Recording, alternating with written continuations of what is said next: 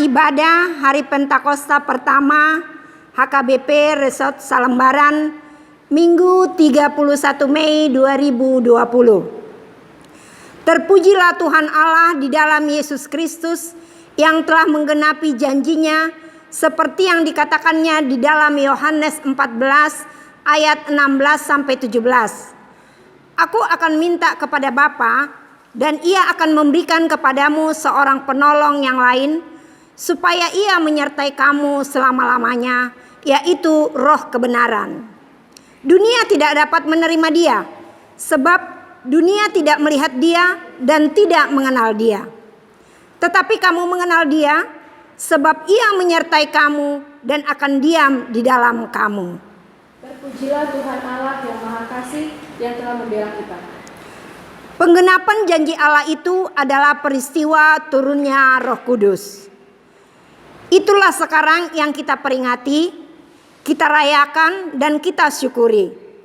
Dengan demikian, marilah kita bersama-sama di dalam persekutuan yang kudus bersama dengan Allah di dalam ibadah kita. Marilah kita bernyanyi.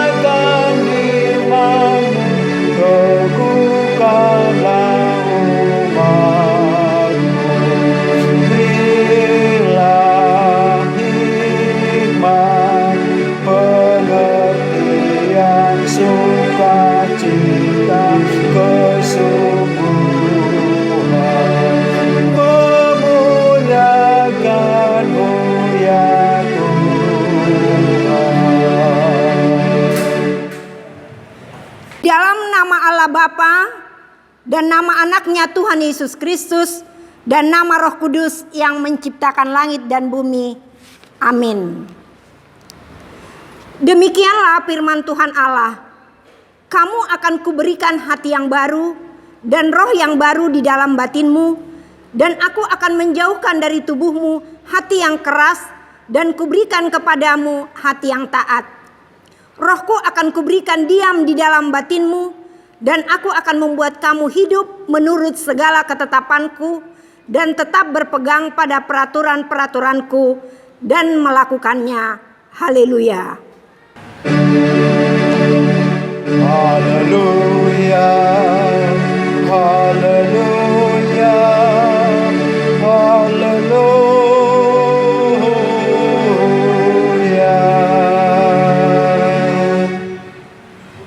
Marilah kita berdoa. Ya Tuhan Allah Bapa kami, Engkau yang mengajar dan menerangi hati orang-orang percaya melalui Roh Kudus.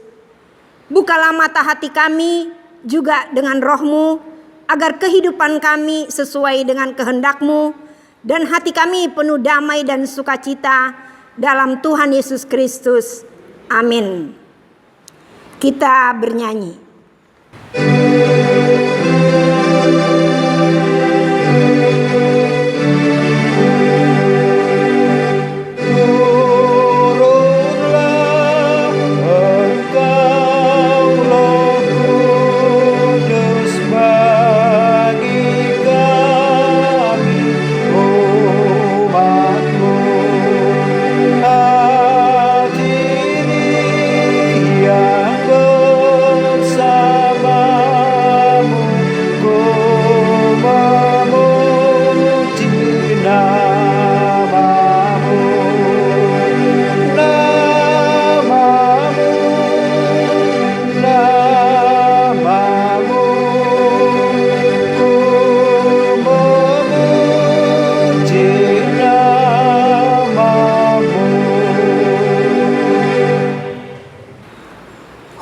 Tuhan untuk kita pada peringatan turunnya Roh Kudus hari ini tertulis dalam 2 Timotius 1 ayat 7 sampai 8. Sebab Allah memberikan kepada kita bukan roh ketakutan, melainkan roh yang membangkitkan kekuatan, kasih, dan ketertiban. Jadi janganlah malu bersaksi tentang Tuhan kita, dan janganlah malu karena aku seorang hukuman karena Dia. Melainkan ikutlah menderita bagi Injilnya oleh kekuatan Allah. Marilah kita bersama-sama berdoa, mohon kekuatan dari Tuhan kita. Ya Tuhan Allah, kuatkanlah kami untuk melakukan yang sesuai dengan hukum-Mu. Amin. Kita bernyanyi.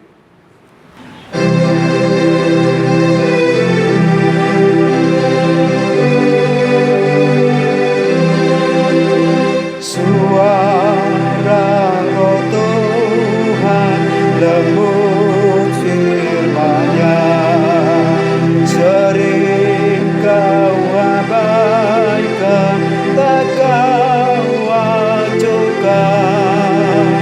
Kenali dosamu, bertobatlah kau, sambutlah Tuhanmu, juru selamatmu.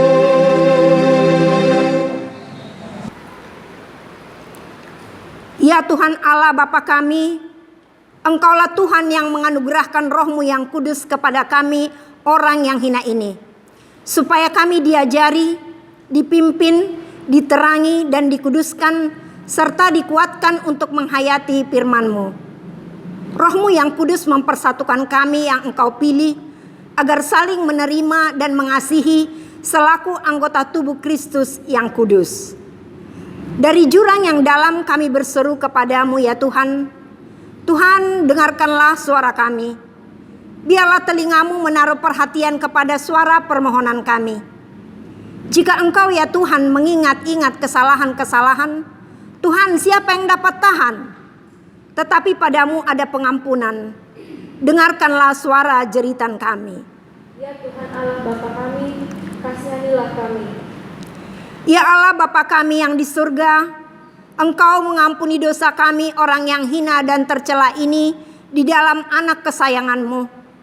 Kasihanilah kami orang yang berduka cita yang berdosa ini. Nyatakanlah di dalam hati dan jiwa kami ini akan keampunan segala dosa dan kesalahan kami itu. Karuniakanlah Roh Kudus bagi kami untuk memberi kekuatan, keteguhan, dan ketetapan hati supaya iman kami tidak tergoyahkan. Bimbing dan ajarilah kami ya Tuhan, agar kami benar-benar dan sungguh-sungguh menyerahkan diri, hati dan jiwa kami kepadamu saja, sebagai korban yang hidup dan yang kudus, oleh sebab anak-Mu, Yesus Kristus Tuhan kami. Amin. Dari belenggu rantai dosa, aku datang, ya Tuhanku, agar hidupku Kau bebaskan. Ku datang padamu, Yesus, memulihkan hatiku. Ku rasakan tenang jiwaku. Aku yang malam datang Tuhan, ku datang padamu.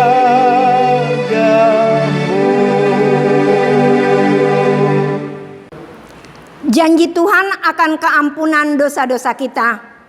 Sekalipun dosamu merah seperti kirmizi, akan menjadi putih seperti salju. Sekalipun berwarna merah seperti kain kesumba, akan menjadi putih seperti bulu domba. Kemuliaan bagi Allah di tempat yang maha tinggi. Amin. Kita bernyanyi.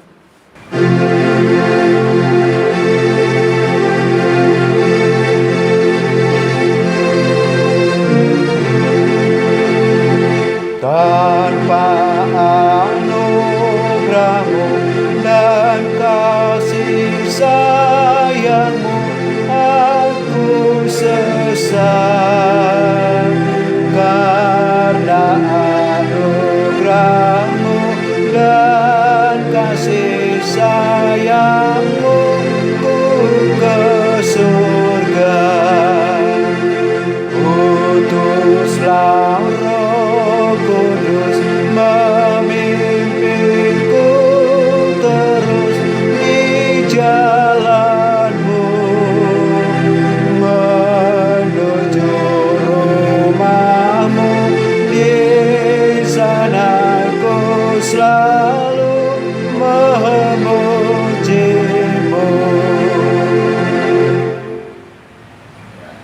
Firman Tuhan yang ditetapkan untuk kita pada peringatan turunnya Roh Kudus hari ini tertulis dalam Galatia 5 ayat 16 sampai 26. Maksudku ialah, hiduplah oleh Roh, maka kamu tidak akan menuruti keinginan daging. Sebab keinginan daging berlawanan dengan keinginan roh, dan keinginan roh berlawanan dengan keinginan daging, karena keduanya bertentangan, sehingga kamu setiap kali tidak melakukan apa yang kamu kehendaki.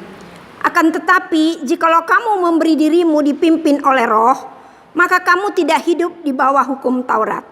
Perbuatan daging telah nyata, yaitu percabulan, kecemaran, hawa nafsu, Penyembahan berhala, sihir, perseteruan, perselisihan, iri hati, amarah, kepentingan diri sendiri, percideraan, roh pemecah. kedengkian, kemabukan, pesta pora, dan sebagainya.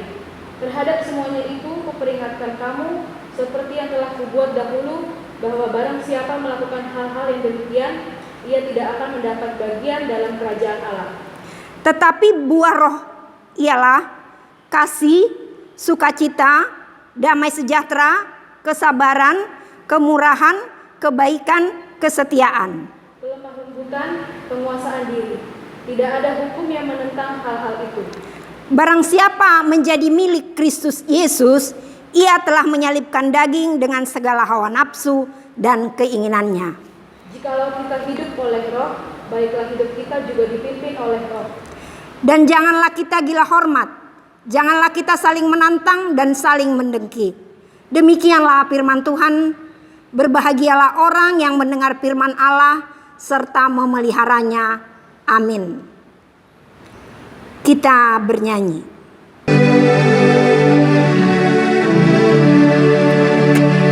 Kau sucikan hatiku, ya Yesus Tuhanku. Hidupku pun selalu menurut firman-Mu. Penuhilah hatiku, ku menantikan-Mu. Utus Roh Kudus-Mu memimpin hidupku.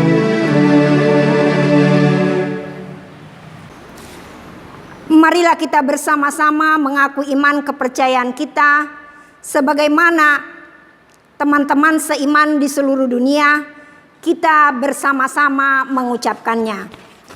Aku percaya kepada Allah, Bapa yang Maha Kuasa, Khalik langit dan bumi.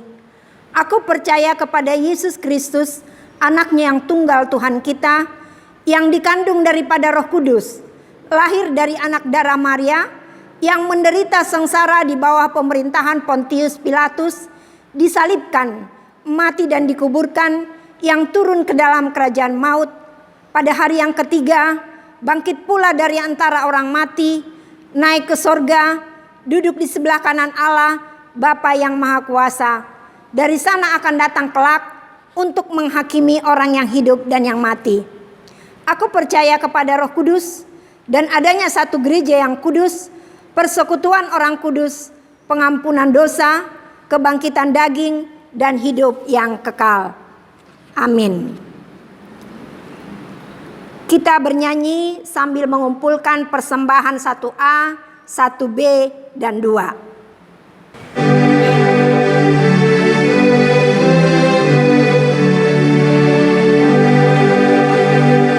Roh Kudus nan mulia, lawat kami jemaat agung.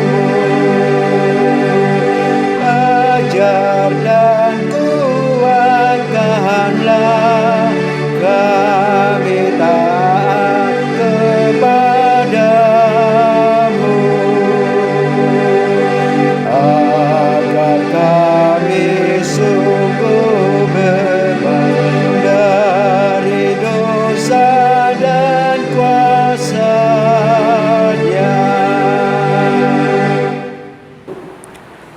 Damai sejahtera Allah yang melampaui segala akal, yang memelihara hati dan pikiran kamu di dalam Kristus Yesus Tuhan kita. Amin. Jemaat yang dikasihi Tuhan, nats khotbah kita pada hari ini tertulis dalam kitab Yesaya pasal 63 ayat 11 sampai dengan ayat 14. Saya akan bacakan firman Tuhan untuk kita.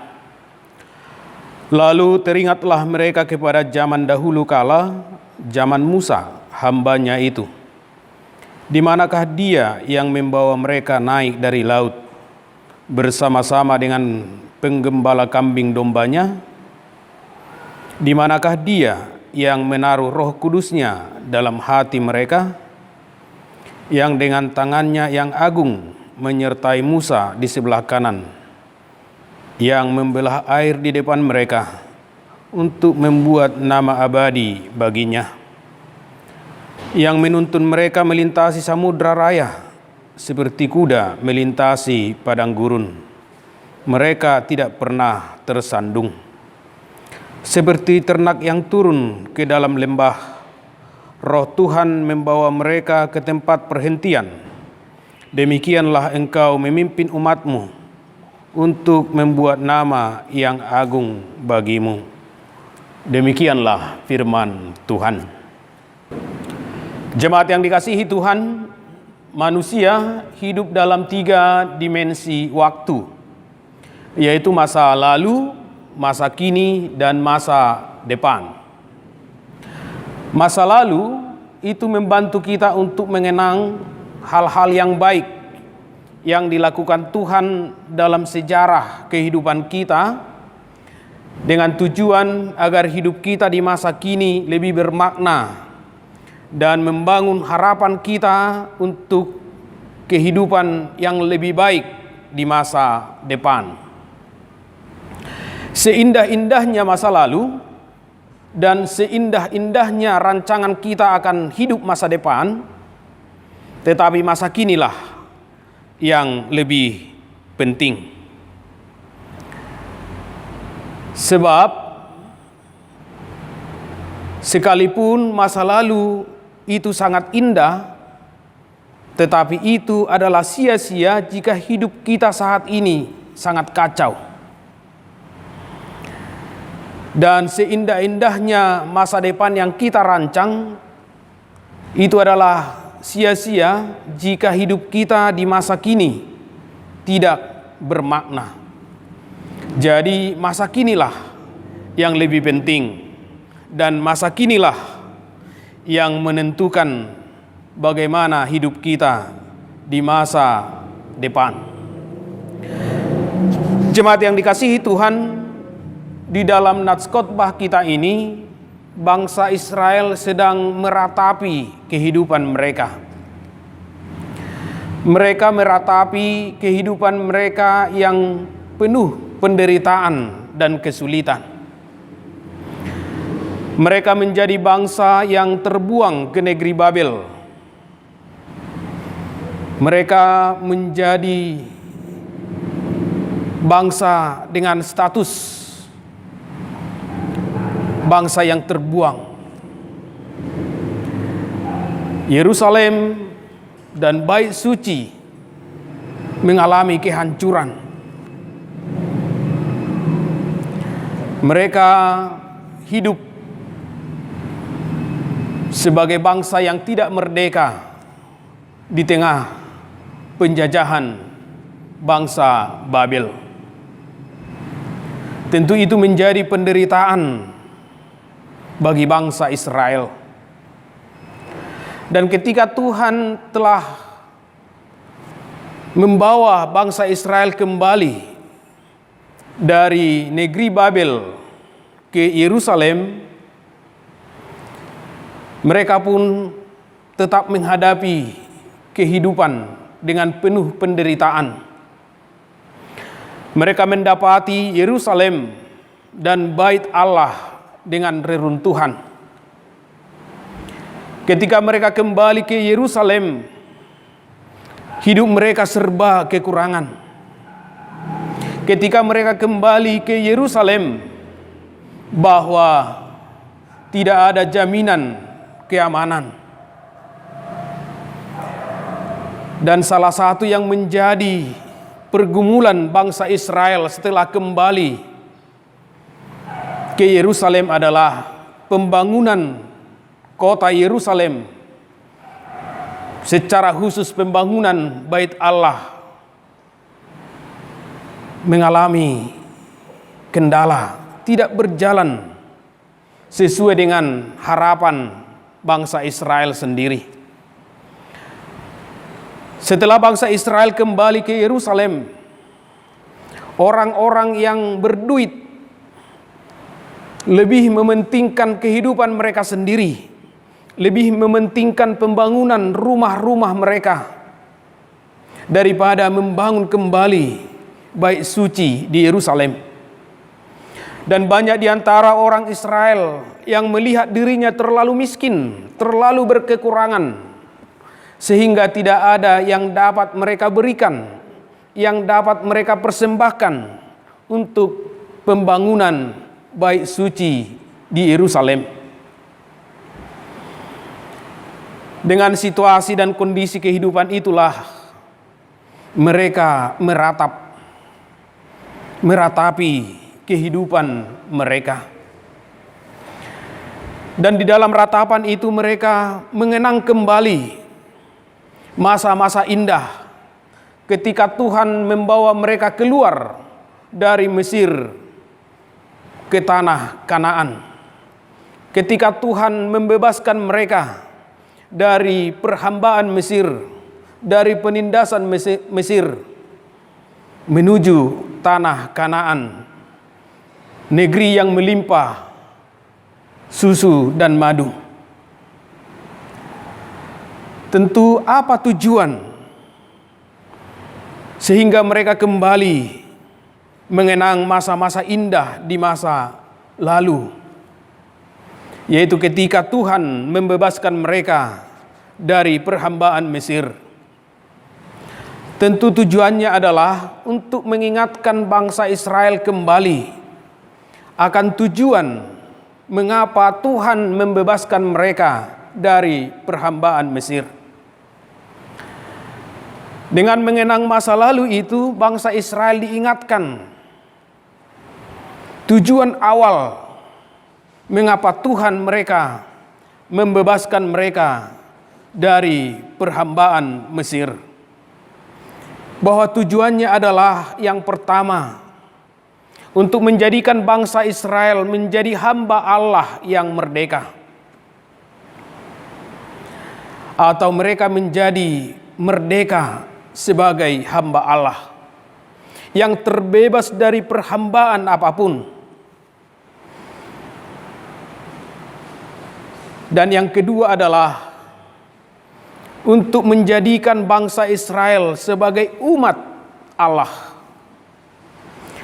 bahwa mereka adalah individu-individu yang telah dimerdekakan oleh Tuhan, yang telah dibebaskan dari perhambaan-perhambaan yang lain, yang telah dibebaskan dari perhambaan Mesir, dan mereka dijadikan Tuhan menjadi satu persekutuan sebagai umat Allah. Karena mereka telah menjadi satu persekutuan sebagai umat Allah, maka mereka pun dipanggil Tuhan agar selalu bersikap memerdekakan kepada orang lain, supaya mereka tidak lagi diperhamba oleh kekuasaan yang lain, dan mereka tidak menindas sesama mereka, karena mereka adalah hamba-hamba Allah yang telah dimerdekakan. Jadi tidak boleh di antara mereka saling menindas, tetapi harus saling memerdekakan sebagai umat Tuhan. Oleh karena itu, pembebasan Allah kepada bangsa Israel dari perhambaan Mesir tidak hanya dipahami perpindahan secara tempat atau geografis dari tanah Mesir berpindah ke tanah Kanaan, tetapi pembebasan itu juga dimaknai sebagai perubahan suasana dan status dalam kehidupan bangsa Israel. Dari suasana kehidupan yang tertindas menjadi kehidupan yang penuh kemerdekaan dan penuh kesejahteraan. Dari status mereka sebagai hamba Mesir menjadi hamba Allah. Dengan mengenang masa lalu itu, mereka diingatkan akan tujuan awal mengapa Tuhan membebaskan mereka dari tanah Mesir. Dengan kata lain, melalui Yesaya, bangsa Israel dipanggil supaya mereka hidup di masa kini mencintai Allah. Dan dengan mencintai Allah, mereka mampu mencintai dirinya sendiri dan mencintai sesamanya. Salah satu yang menjadi kritik nabi-nabi bagi kehidupan bangsa Israel sebelum bangsa Israel terbuang ke negeri Babel adalah bahwa mereka tidak lagi mencintai Allah, sehingga mereka tidak mampu mencintai dirinya sendiri dan mencintai sesamanya. Mereka telah menjadi penindas bagi orang lain, bagi orang-orang miskin, pemimpin-pemimpin mereka, orang-orang kaya yang ada di tengah-tengah mereka tidak lagi bersikap memerdekakan bagi kehidupan orang lain, tetapi telah menindas orang lain. Dan banyak di antara mereka tidak lagi sebagai hamba Allah, tetapi telah menjadi hamba uang, hamba kekayaan, hamba dari dewa-dewa yang lain. Sehingga Tuhan menghukum mereka menjadi terbuang ke negeri Babel. Oleh karena itu, Yesaya memanggil bangsa Israel supaya mereka hidup di masa kini dengan mengenang masa lalu itu, agar mereka mencintai Allah. Dan dengan mencintai Allah itulah mereka mampu dengan sungguh-sungguh mencintai dirinya sendiri dan mencintai sesamanya. Dan itulah yang juga menjadi panggilan Tuhan bagi kita, orang-orang Kristen yang percaya kepada Yesus Kristus saat ini. Kita boleh mengenang hal-hal yang indah di sejarah hidup kita, akan kebaikan-kebaikan yang Tuhan lakukan di dalam kehidupan kita. Dan tentu dengan mengenang masa lalu itu, kita dipanggil dalam kehidupan masa kini untuk semakin mencintai Tuhan, bahwa kita adalah juga orang-orang Kristen yang telah dimerdekakan dari perhambaan dosa. Kita telah menjadi orang-orang yang merdeka di dalam Yesus Kristus. Kita adalah orang-orang yang telah merdeka di dalam Injil Yesus Kristus. Dan tentu kita tidak lagi memberikan hidup kita diperhamba oleh kuasa-kuasa yang lain yang ada di tengah kehidupan ini. Dan dengan mencintai Allah di dalam kehidupan kita, mencintai diri kita dan mencintai sesama, di sanalah kita bisa menghasilkan buah-buah roh seperti yang tertulis dalam nats epistel kita, Galatia 5 ayat 16 sampai 26. Sebab kita tidak akan dapat mencintai Allah, mencintai diri kita dengan benar, mencintai sesama kita, jika bukan roh Allah yang ada di dalam hidup kita. Roh Allah itulah yang menuntun kita bagaimana kita bisa mencintai Allah di dalam kehidupan kita saat ini, dan mencintai diri kita, mencintai sesama kita, sehingga dengan cinta itu kita dapat merancang masa depan yang lebih baik di dalam kehidupan kita. Jemaat yang dikasihi Tuhan, di dalam ratapan itu bangsa Israel juga mengaku bahwa Tuhanlah yang telah menuntun mereka menuju kehidupan dan masa depan yang lebih baik. Tuhan telah membebaskan mereka dari tanah Mesir, bukan karena kekuatan bangsa Israel, bukan karena hikmat bangsa Israel, tetapi Tuhanlah yang telah merancang bangsa Israel bisa keluar bebas, merdeka dari perhambaan Mesir. Tuhanlah yang telah mempersiapkan Musa menjadi seorang pemimpin di dalam kehidupan bangsa Israel, yang akan dipakai Tuhan membawa bangsa Israel keluar dari tanah Mesir menuju tanah Kanaan. Bahwa roh Tuhanlah yang telah bekerja di dalam diri Musa dan di dalam diri bangsa Israel secara keseluruhan, sehingga mereka dapat melewati tantangan, rintangan, kesulitan, penderitaan yang mereka alami di sepanjang perjalanan.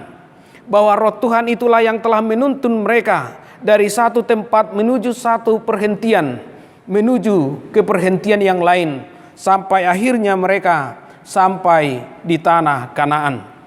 Tanpa tuntunan roh Tuhan di dalam kehidupan bangsa Israel, juga di dalam hidup Musa sendiri, tentu bangsa Israel tidak akan dapat sampai ke tanah Kanaan.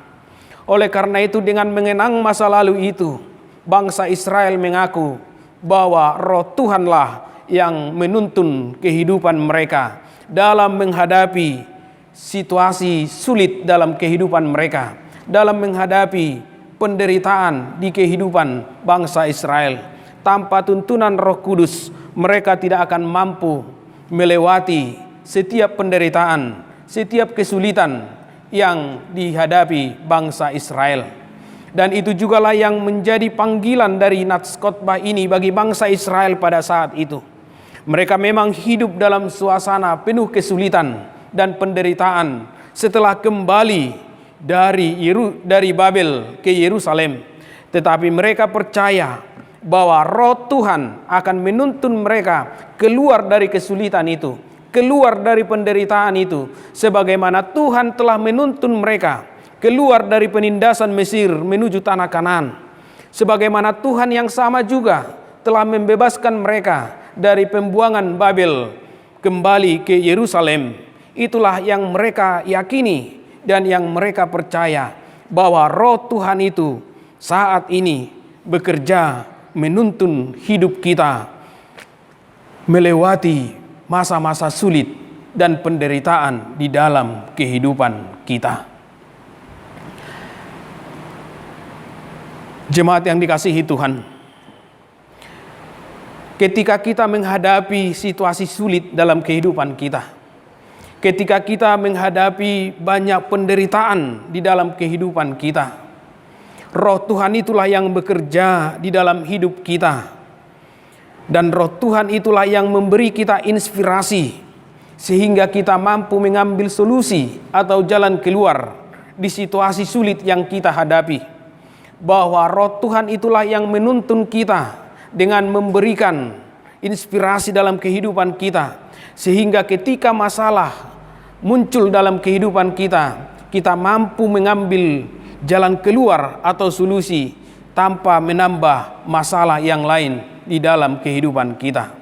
Tetapi ketika kita menghadapi kesulitan ataupun penderitaan di dalam hidup kita, jika kita mengandalkan pikiran kita sendiri, mengandalkan kekuatan kita sendiri, bisa jadi masalah yang kita hadapi tidak berakhir, tetapi menambah masalah, kesulitan, dan penderitaan di dalam hidup kita.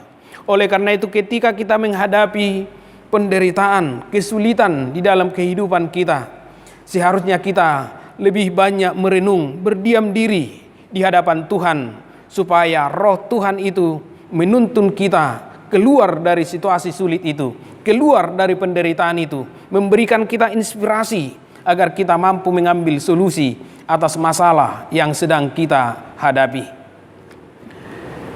Dan ketika kita menghadapi kesulitan, penderitaan di dalam hidup kita, ketika kita berdoa kepada Tuhan, belum tentu Tuhan mengubah kesulitan yang kita hadapi, penderitaan yang akan kita hadapi. Tetapi yang Tuhan lakukan adalah menambah kekuatan internal di dalam hidup kita, agar kita mampu menghadapi situasi eksternal seburuk apapun di dalam kehidupan kita.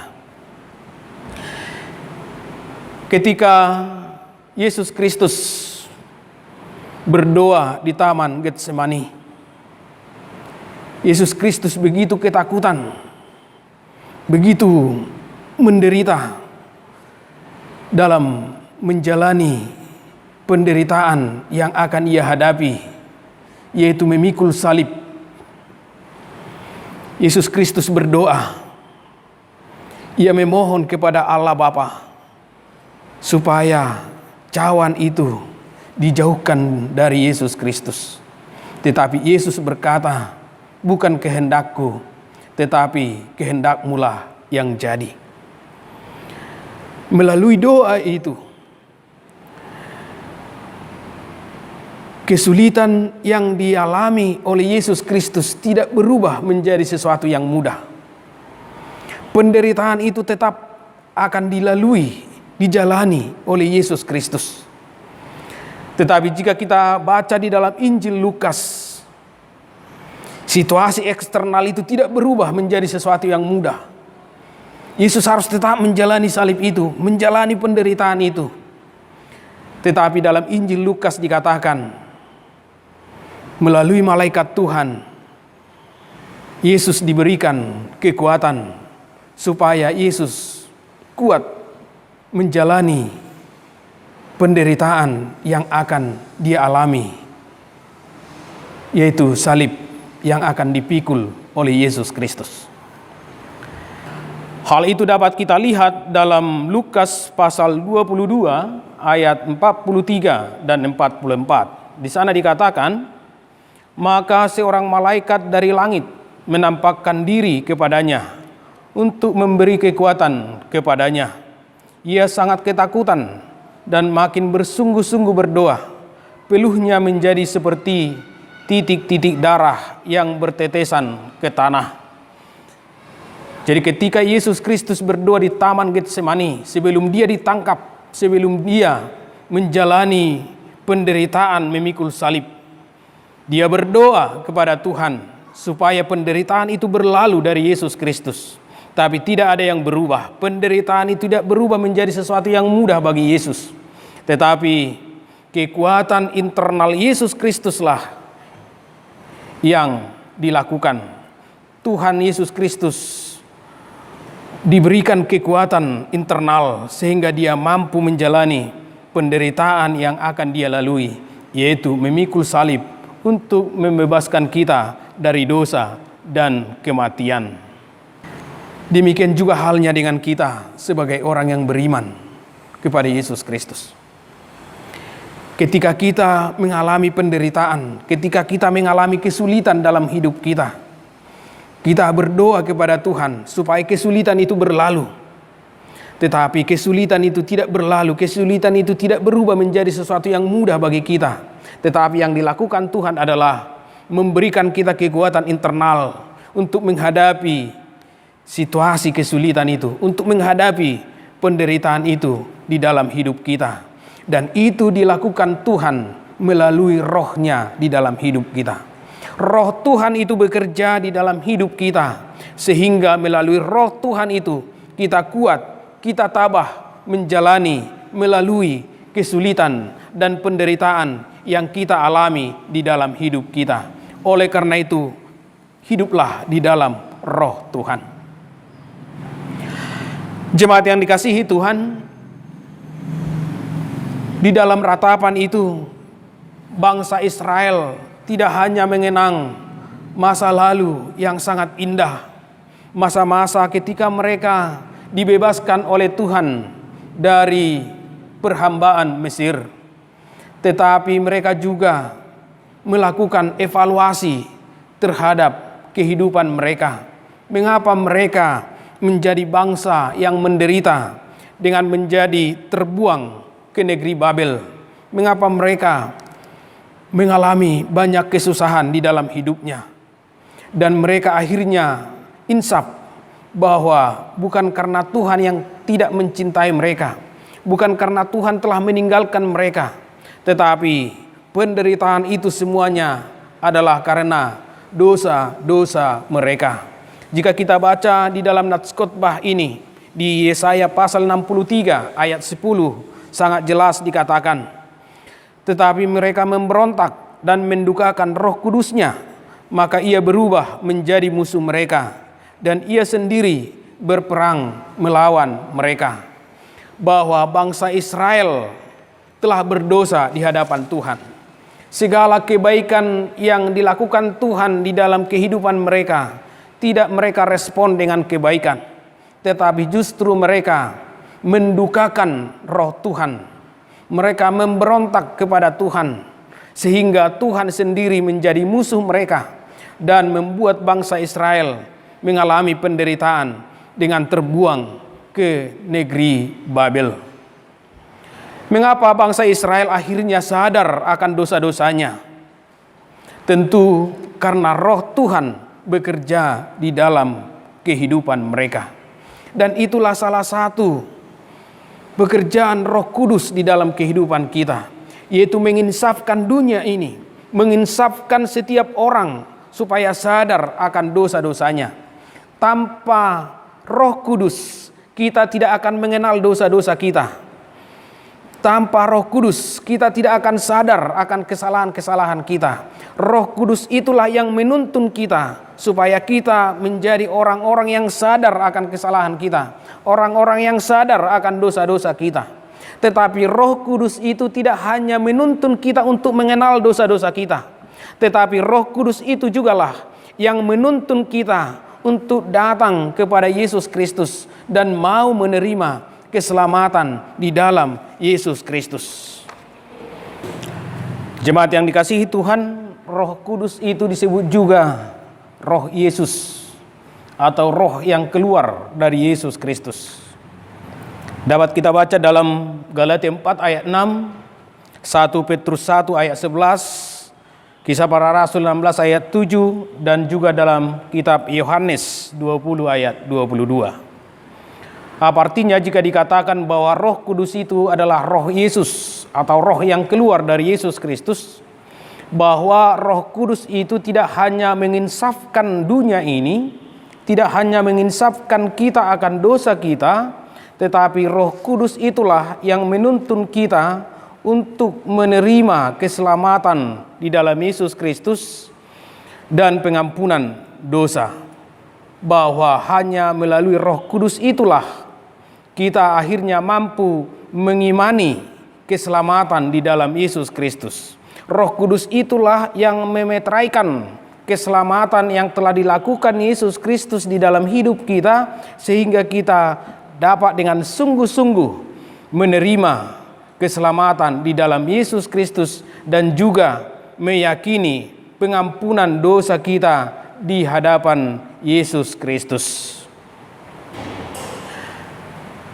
Jemaat yang dikasihi Yesus Kristus,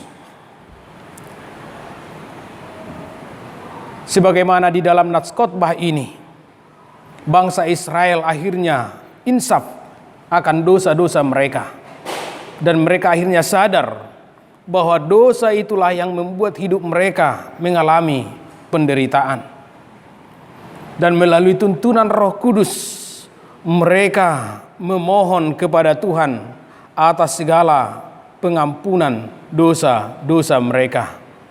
Dan melalui Roh Tuhan yang telah menginsafkan bangsa Israel atas dosa-dosa yang mereka lakukan, itulah yang menuntun mereka supaya melakukan yang terbaik dalam kehidupan saat ini. Atau dengan kata lain, yang menuntun bangsa Israel supaya melakukan pertobatan saat ini, saat itu, sehingga mereka dapat mengharapkan kehidupan yang lebih baik atau masa depan yang lebih baik di dalam kehidupan bangsa Israel. Tanpa melakukan pertobatan saat ini, melakukan apa yang baik di mata Tuhan untuk semakin mencintai Allah dalam kehidupan masa kini, tentu kita tidak dapat mengharapkan kehidupan yang lebih baik di masa yang akan datang. Jemaat yang dikasihi Tuhan, hiduplah di dalam Roh. Karena Roh itulah yang menuntun kita untuk mengenal segala kebaikan Tuhan di dalam hidup kita, baik di masa lampau, di masa kini, dan yang membuat kehidupan kita terus berharap akan kebaikan-kebaikan Tuhan di masa yang akan datang. Roh Tuhan itulah yang menuntun kita sehingga kita dapat melalui segala kesulitan, tantangan, masalah yang kita hadapi saat ini. Dan Roh Kudus itulah yang memberikan kita kekuatan internal sehingga kita dapat melalui segala kesulitan, penderitaan, dan masalah yang kita hadapi saat ini. Roh Kudus itulah yang selalu menginsafkan kita akan dosa-dosa kita yang kita lakukan di dalam kehidupan kita, sehingga kita dapat hidup lebih baik pada saat ini dengan melakukan pertobatan, dan dengan demikian kita mengharapkan kehidupan yang lebih baik di masa depan, karena pertobatan itu adalah buah pekerjaan dari Roh Kudus. Dan dengan pertobatan itulah akhirnya kita mampu menghasilkan buah-buah Roh dalam kehidupan kita di masa kini. Amin. Kita berdoa. Kami bersyukur kepada Tuhan atas perlindungan dan segala anugerah yang Tuhan berikan kepada kami. Terima kasih Tuhan, karena pada hari ini kami masih dapat memuji dan memuliakan Tuhan melalui ibadah kami di rumah kami masing-masing. Dan pada saat ini Tuhan, kami dengan penuh sukacita mengingat kembali pencurahan Roh Kudus yang Tuhan curahkan kepada orang-orang yang percaya kepadamu. Biarlah kiranya Tuhan, Roh Tuhan yang selalu bekerja di dalam kehidupan kami untuk menuntun kami kepada kehidupan yang lebih baik, kepada kehidupan yang penuh damai sejahtera. Biarlah Roh Tuhan yang selalu menuntun kami sehingga kami mampu melewati segala kesulitan, tantangan, dan masalah yang kami hadapi saat ini. Dan biarlah Roh Tuhan yang selalu bekerja di dalam kehidupan kami sehingga kami selalu sadar akan dosa-dosa kami dan menguatkan kami untuk melakukan pertobatan di dalam hidup kami ini. Karena dengan pertobatan itulah kami dapat mengharapkan kehidupan yang lebih baik di masa yang akan datang. Tuhan, berkatilah seluruh jemaat-Mu. Berilah Tuhan mereka kesehatan yang baik. Berkatilah pekerjaan tangan mereka. Berkatilah keluarga mereka, anak-anak mereka, dan kiranya Tuhan yang memberkati juga bangsa kami ini, yang memberikan hikmat dan kekuatan bagi pemimpin-pemimpin bangsa kami, agar mereka menjadi pemimpin-pemimpin yang takut akan Tuhan, yang melakukan tugas mereka dengan sungguh-sungguh. Tuhan, kami adalah anak-anak-Mu yang penuh dengan dosa. Karena itu Tuhan, dengan kerendahan hati kami memohon, ampunilah segala dosa-dosa kami, dan selamatkanlah dunia ini, selamatkanlah hidup kami dari penderitaan kami saat ini, yaitu dari pandemi COVID-19. Karena Kaulah juru selamat kami, Kaulah Allah penolong kami. Hanya di dalam nama Yesus Kristus kami berdoa dan bersyukur. Amin. Kita bernyanyi sambil mengumpulkan persembahan.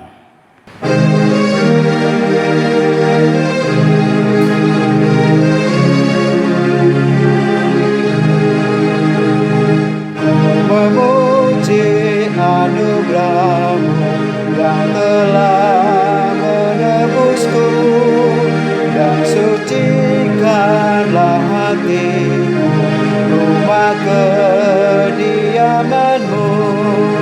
Tinggallah dalam hatiku, Roh-Mu memenuhiku. Pergunakanlah hidupku untuk melayani-Mu. Peliharalah hidupku dan penuhi hatiku, dan mengalirlah berkat-Mu melalui diriku. Tinggallah dalam hatiku, Roh-Mu memenuhiku.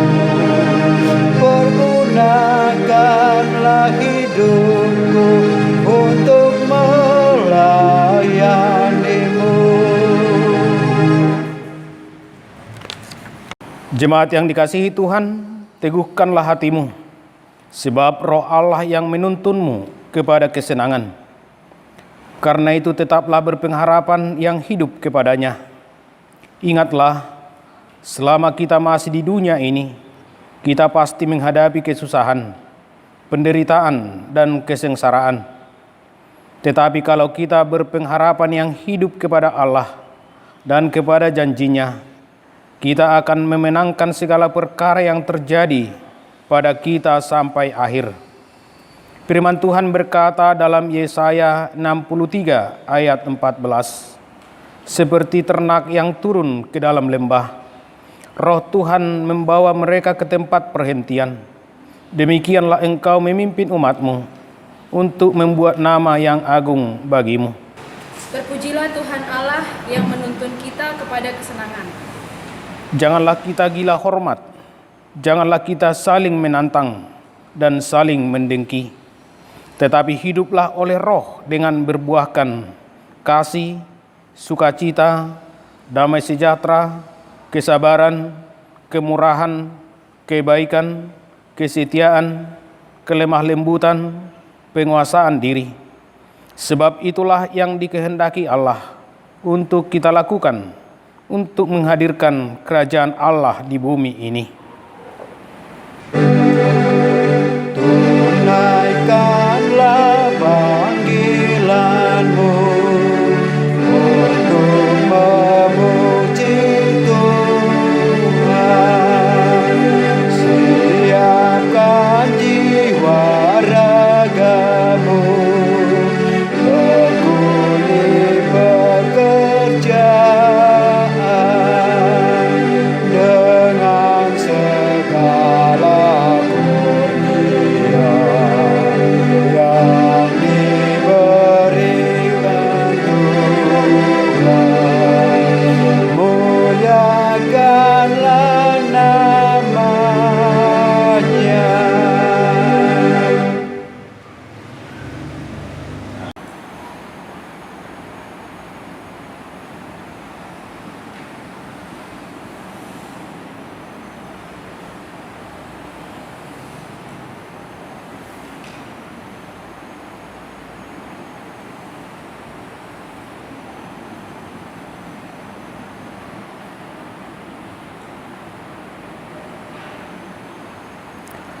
Marilah kita berdoa untuk menyerahkan persembahan kita kepada Tuhan. Ya Allah Bapa kami yang di sorga, kami mengaku bahwa Tuhan adalah sumber dari segala karunia yang melimpah dalam kehidupan kami masing-masing. Sebahagian daripada karunia itu kami serahkan kembali sebagai persembahan kepada Tuhan. Terimalah dan berkatilah persembahan umat-Mu ini, agar dapat kami pergunakan untuk pekerjaan dan pelayanan kerajaan Tuhan di dunia ini. Bukalah hati kami untuk mengenal betapa banyak berkat dan karunia yang kami peroleh dari Tuhan, supaya kami senantiasa bersyukur kepadamu di dalam nama Yesus Kristus Tuhan kami. Amin. Tuhan karuniamu, roh dan jiwaku semua, nyawa juga hidupku, harta milikku semua, ku serahkan padamu untuk selama-lamanya. Marilah kita berdoa. Ya Tuhan Allah Bapa kami, tidak ternilai besarnya anugerah-Mu kepada kami, karena Roh Kudus Engkau menganugerahkan kepada kami orang yang hina ini. Pemberian-Mu melebihi dunia dengan segala isinya. Kami berterima kasih dan memuji nama-Mu, karena kebesaran dan kemuliaan yang Engkau nyatakan kepada kami. Curahkanlah Roh Kudus kepada jemaat-Mu dan orang-orang percaya yang setia dan taat kepada Yesus Kristus Tuhan kami, agar kami diajar, dipimpin, diterangi, dan dikuduskan, serta dikuatkan untuk menghayati firman-Mu. Ya Roh Kudus, persatukanlah jemaat yang Engkau pilih, agar saling menerima dan saling mengasihi, selaku anggota tubuh Kristus yang kudus. Sinari dan terangilah hati kami, agar kami mengenal segala dosa dan kesalahan kami, dan agar kami setiap hari disucikan dan dibaharui, serta layak bersekutu di dalam jemaat-Mu yang kudus dan am. Tolonglah kami agar tetap menyadari bahwa kami telah diperdamaikan dengan Allah, dengan penuh keyakinan kami dapat berseru, Bapa kami di dalam Tuhan Yesus Kristus. Limpahkanlah rupa-rupa karunia kepada jemaat-Mu, agar semakin bertambah banyak pemberita Injil, pengajar yang rela mengasihi sesamanya manusia. Terangi dan berkatilah persekutuan orang Kristen di gedung gereja, di sekolah, dan di rumahnya masing-masing, agar mereka sadar akan persekutuan di sorga. Bangunkanlah orang yang tertidur dan berilah kekuatan kepada orang yang lemah. Sadarkanlah orang fasik dan tegar hati, supaya mereka bertobat dan meninggalkan kejahatan mereka. Berilah hikmat kepada orang yang rendah hati, dan hiburkanlah orang yang sengsara, menderita, agar mereka tidak dicemoohkan dunia ini. Lindungi dan tinggallah bersama orang yang teraniaya, karena iman kepada Kristus, agar mereka tidak khawatir akan bagaimana dan apa yang harus mereka katakan. Bimbinglah pemerintah, penguasa dan raja, agar mereka bertindak adil dan takut akan hari penghakiman-Mu kelak. Kuatkan iman kami, agar kami selalu yakin bahwa segala dosa kami telah diampuni, dan kami akan Engkau antar kepada hidup yang kekal. Teguhkanlah pengharapan yang hidup di hati kami, agar kami yakin bahwa walaupun sesudah kulit tubuh ini sangat rusak, tanpa daging pun, kami dapat melihat yang membangkitkan kami. Kami dapat melihat yang membangkitkan kami kembali dalam Yesus Kristus Tuhan kami. Amin. Bapa kami yang di sorga, dikuduskanlah nama-Mu. Datanglah kerajaan-Mu. Jadilah kehendak-Mu di bumi seperti di sorga. Berikanlah kami pada hari ini makanan kami yang secukupnya. Dan ampunilah kami akan kesalahan kami, seperti kami juga telah mengampuni orang yang bersalah kepada kami. Dan janganlah membawa kami ke dalam pencobaan, tetapi lepaskanlah kami daripada yang jahat. Karena Engkau punya kerajaan dan kekuasaan dan kemuliaan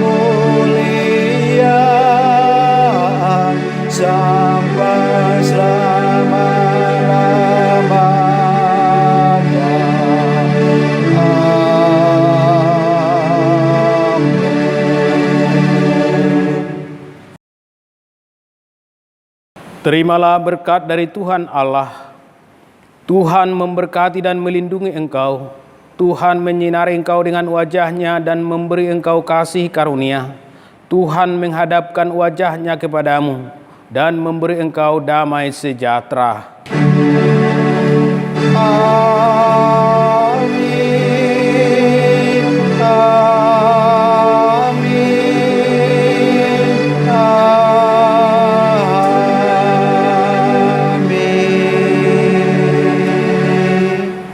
Jemaat yang dikasihi Yesus Kristus, kami mengucapkan selamat hari Minggu dan tetap hidup di dalam pengharapan dan hidup di dalam kuasa Roh Kudus. Terima kasih, semangat!